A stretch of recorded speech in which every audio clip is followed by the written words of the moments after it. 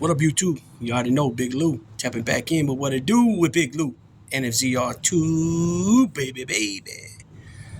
Highly appreciate it. First time you coming to the channel. If you sub, like, and share the channel with your family, friends, folks, peoples, gente, buddy, pals, amigos, amicos, and like us Puertorriqueños, Boricuas, Jibaritos, Potorros, PRs, Rican say, Panas. Be sure to hit that, like I said, the subscribe button, but also on top of that, hit that notification bell and hit the all. That way you get everything that's dropped as far as shorts, live streams, and pre-recorded videos such as this one here. I apologize on the live stream. Something kept coming up and I kept pushing it back. As a matter of fact, I got to set it for some time today, or it might even be bypassed today and I might run it tomorrow. So I got to change that time too. Also, happy Mother's Day to all the mothers out there. And happy Mother's Day to all them fathers out there that have custody of their kids. You know what I'm saying? It goes both ways. For that parent that's doing everything, you know, it's a day for it's their day every day. But you know, this is a special day. You know, so you know, I just want to make that known to everybody out there, all the mothers and all the fathers that play both roles. And the same thing when Father's Day comes. You know, I'll say the same thing to the mothers that play both roles. But as you can see from this thumbnail, this is a review of the WBA super lightweight title match last night between Romero and Barroso's. Oh man, where do I start? First of all, before the fight even started, before this fight was even made, Rolly Romero has no business even being in this position, right? He has no business being in this position. You got guys that are actually legitimate contenders at the 140, right? The lightweight or the junior welterweight, right? The junior welterweight, super lightweight division, right? Which is 140 pounds. This guy just came off a fight at the lightweight division, 135, and got knocked out by Tank Davis. Okay, so then this guy, he gets awarded. Not only does he get knocked out and loses, he's got the audacity to run his mouth that he exposed Tank when Tank put this motherfucker on his pockets and did it so well that he was never able to recuperate and get back up legitly and fight because he was Bambi legged. He had spaghetti legs. If it wasn't for him having, you know, Mayweather as his promoter, there was no way he would be in this fight. I think I highly believe that. Don't get me wrong. There's some other promoters out there that could probably, you know, make it happen too. But Mayweather definitely helped with this. If you know Bob Arum, I don't believe would have got him this fight. Maybe Al Heyman. I don't think Matchroom would have got it done. Golden Boy, not really sure on that, but I think it would have just been either Al Heyman or Mayweather Promotions. So this dude gets knocked out, still runs his mouth about exposing somebody, when anybody should know by now that Tank Davis is a complete fighter. He's got punching power, he's got boxing skills, but the thing about Tank Davis that separates him from everybody else is that this youngster can adjust, not only going to the corner between rounds here in this corner, give him advice, but this kid can actually adjust while in the ring. You know what I'm saying? Or he'll be patient and just wait, and he'll take what he could get here and there, but he's looking for that good one. And he's been giving these dudes those good ones. This guy, Rolly Romero, being one. Ryan Garcia, another. Leo Santa Cruz is another. Gamboa, another. You know, Barrios, another. There's just the list goes on and on and on.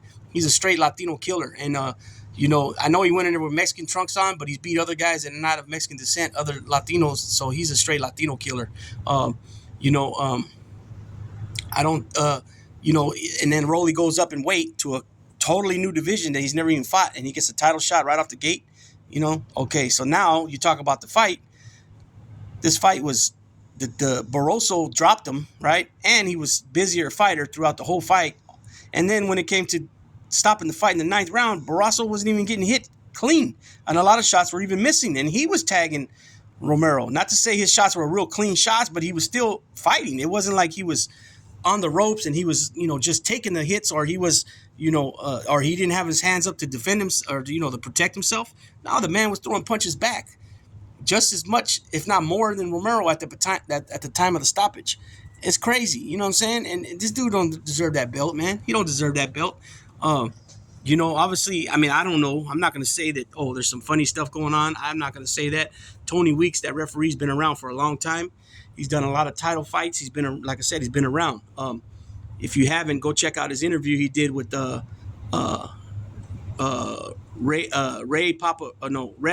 Popeye Ray on YouTube.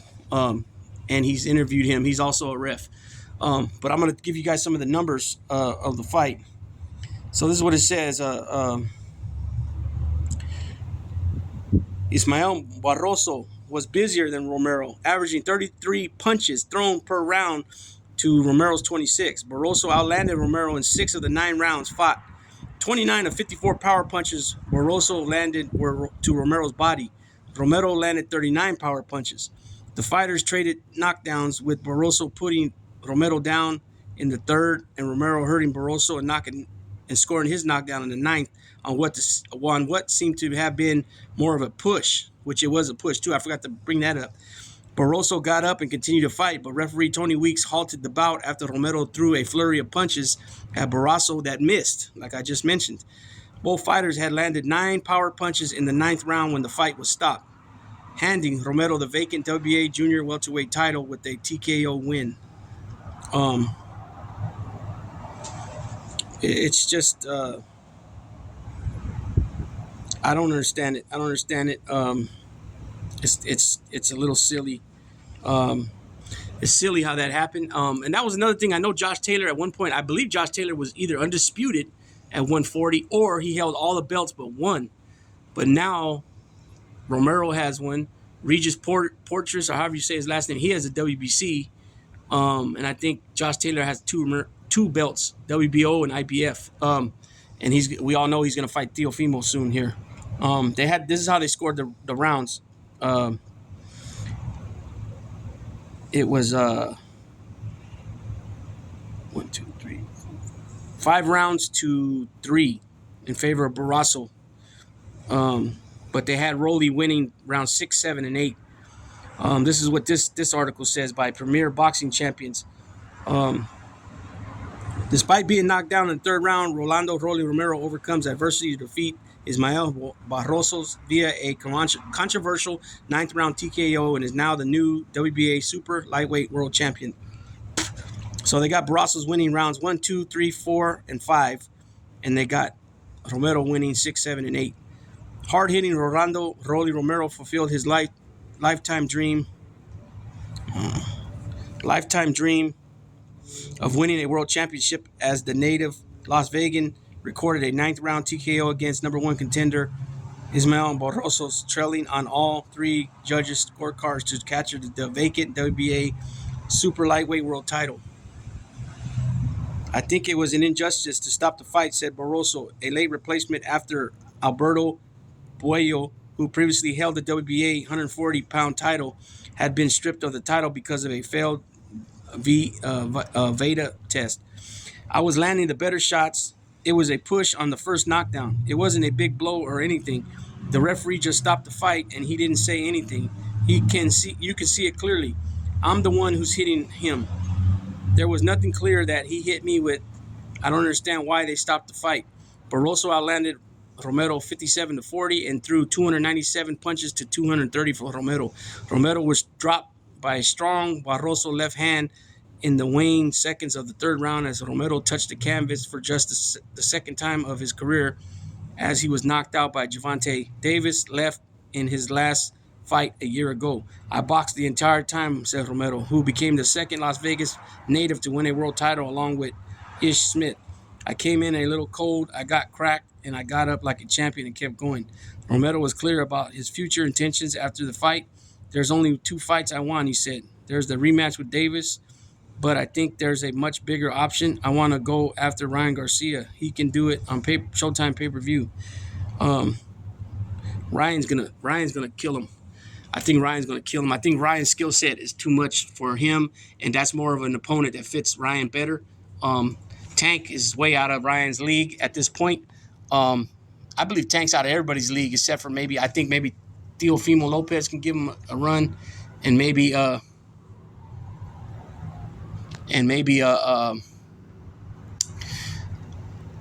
Josh Taylor's tough. Maybe Regis.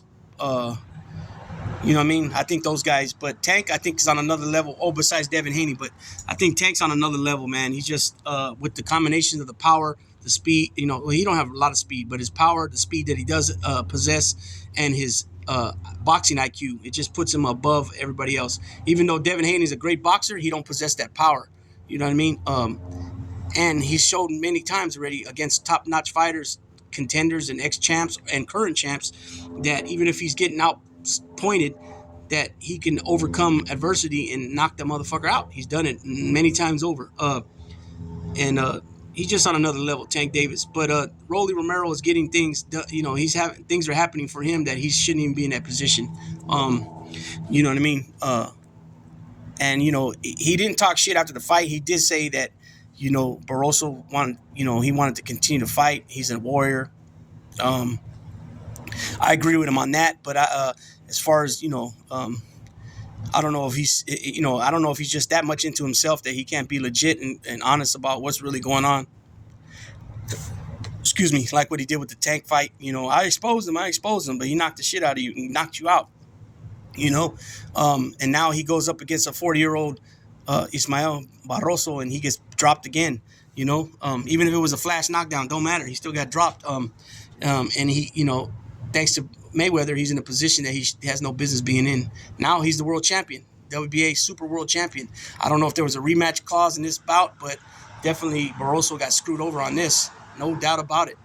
And so we'll see what happens from there. But this division, this 140, you know, you got a lot of guys, and still at 135, you know, it's only 5 pounds. You know what I mean?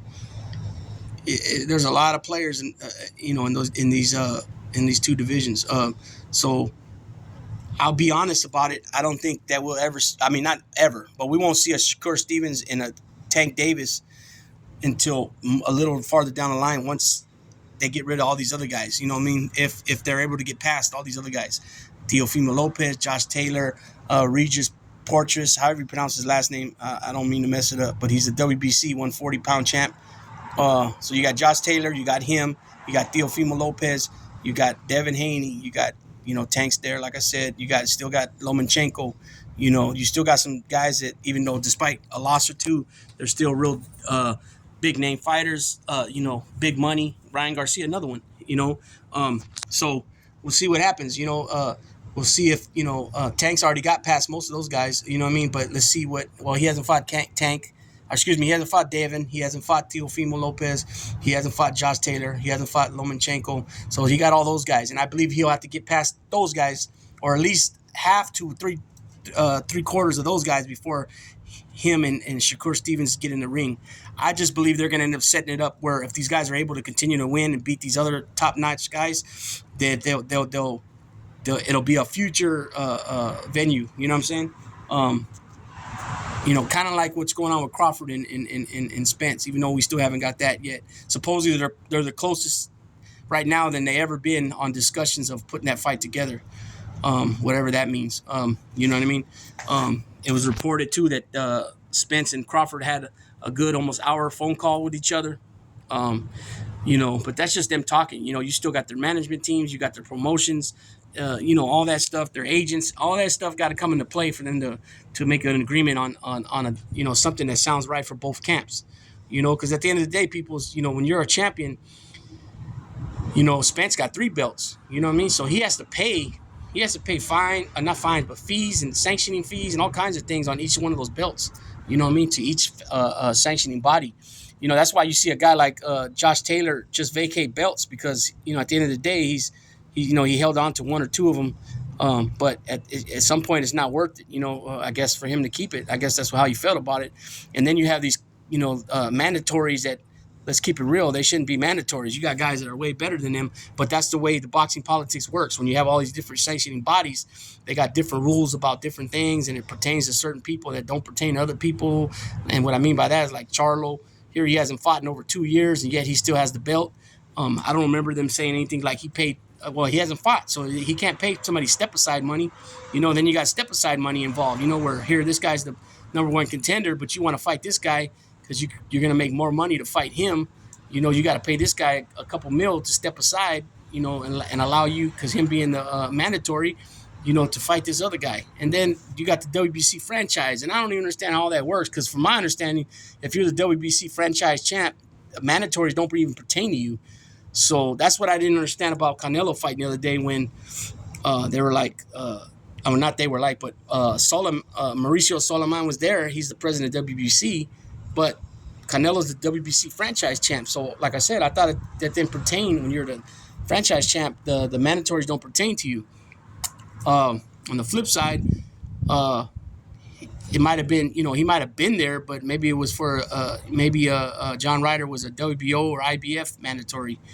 I'm not sure about that, because if it would have been WBA, David Morales got the WBA regular belt. I would have thought he would have been mandatory. So I don't know. I'm not sure how all that works with all that, and quite frankly, it's all confusing. Having all these different champions, you figure, like I just said, the WBA has 2 champs. They got the super and the regular. Some people don't consider the regular champion as a legitimate major title, which I think it should be. It's not. It doesn't compare at all being an NABF title or WBC silver or WBC or international or any of those NABO titles. None of those. Those are strictly North American titles, I believe. But when you're the WBA regular champion, that's still I would consider a major title. But people like Paulie Malignaggi don't consider it that. So yeah, that's just boxing politics. Just like with anything else, when it comes with money, there's politics. Always gonna be politics. It's just the way it is. That's how it works. But when we're us fans of boxing want to see certain fights that we should be entitled to, especially at this point in their careers, like Crawford and Spence are. It's like anything past the year. But let's be real. Like anywhere past the 2 years from now, we don't get that fight by then. These guys are gonna be considered old because they're already getting there now. Spence is 32 and Crawford's like 35. Remember, like I brought this up before, when Chavez De La Hoya fought the first time, they were calling Chavez already old, and he was only, I think, 33 at the time, the first fight. So like with Pacquiao and Mayweather, we got that fight 6-7 years past when we should have got it. But it's just the way politics work. It is what it is. But that being said, again, everybody, all the mothers out there, happy Mother's Day to everybody. And Big Lou tapping out.